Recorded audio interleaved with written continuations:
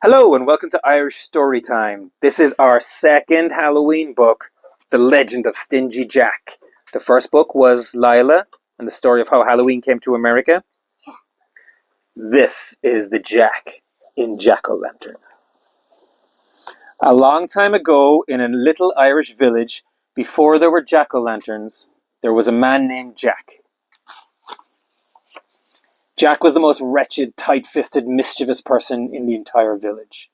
He trampled through vegetable gardens while stealing turnips, which were his favourite. He cheated at games, never gave money to charity, and some people say he even tricked an old woman out of her gold tooth. Jack was so wicked, in fact, that everyone in the village called him Stingy Jack.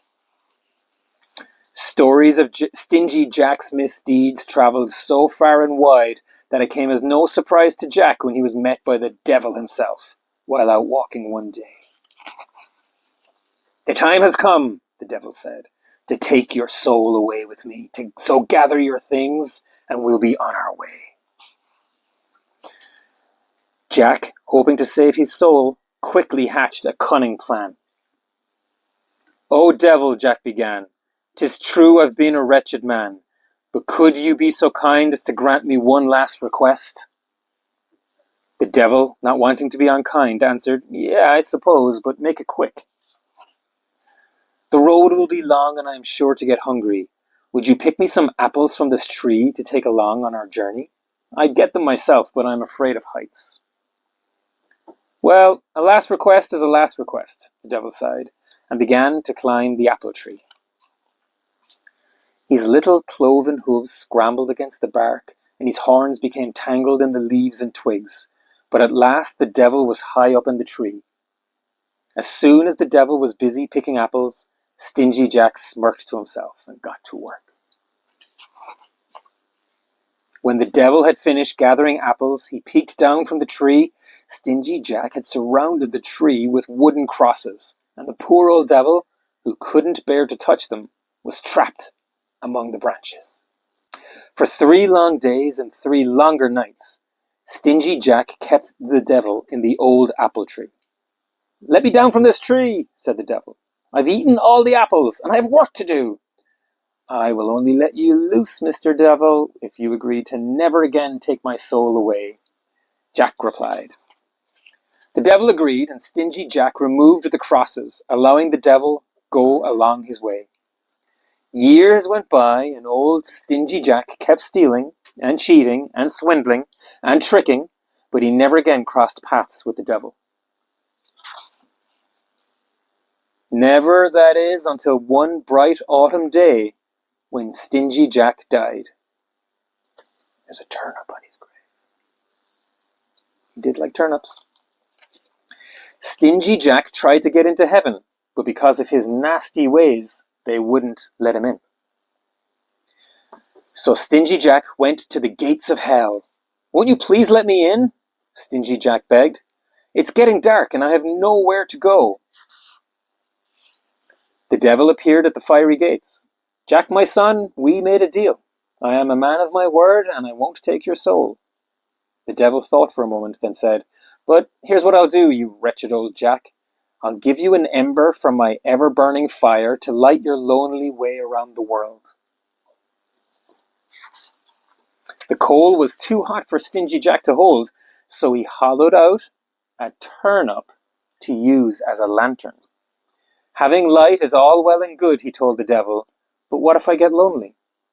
The devil, with a playful grin, carved a face into the turnip. "Now you will always have company." Wow. Tricky pages. With his lantern in his hand and nowhere to go, Stingy Jack wandered through the world. He wandered through forests, he wandered through meadows, but there was nowhere for Jack to call his home. On All Hallows Eve, while the villagers were out making merry, they saw Jack's poor old soul wandering through the woods carrying his turnip lantern. The villagers decided to change his name and began calling him Jack of the Lantern, or simply Jack-o'-lantern. Despite his being dead, jack-o'-lanterns' misdeeds were still well known. So every year, on All Hallows Eve, Halloween, the villagers carved turnips of their own and left them outside, hoping to keep Jack's mischief at bay. Year after year, the tradition of the jack-o'-lantern spread further and further, from village to village, and even to other countries. After arriving in America, Irish settlers discovered that pumpkins, which were more abundant and easier to carve than turnips, made fantastic jack-o'-lanterns.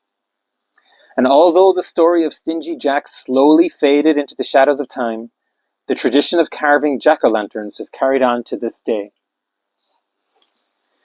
That is why, on All Hallows Eve, we still carve faces into pumpkins and put them outside, just in case old jack-o'-lantern is still lurking mischievously in the dark.